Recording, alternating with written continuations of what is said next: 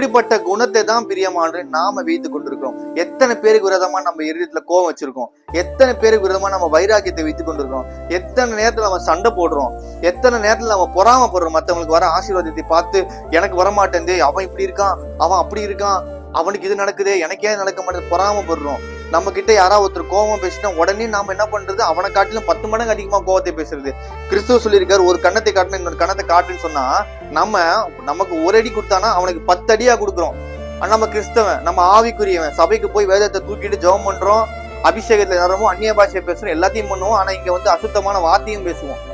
இப்போ என்ன ஆவியை உடல் என்ற அறிவுலன்னு ஏன்றா இந்த வார்த்தையை ஆண்டு ஏன் கேட்கிறாருன்னா, தன்னுடைய சீசர்கள் கூட வந்துட்டு இருக்கும் போது ஒரு கூட்ட மக்கள் வந்து ஆண்டரை ஏத்துக்கொள்ளன்னு சொன்னோன்னு என்ன சொல்லுவாங்கன்னா, கூட இருக்க சீசர்கள் நம்ம வந்து வானத்துல அக்கினியை வச்சு இவங்களை அழிச்சுலான்னு சொன்னோன்னா ஆண்டு கேட்பாரு, என்ன ஆவி உடையர் என்று அறியீர்களான்னு கேட்பாரு. இது காரணம் என்னன்னா, அவன் அப்படி செய்வான்டா, ஆனா நீ என்ன காட்ட போற?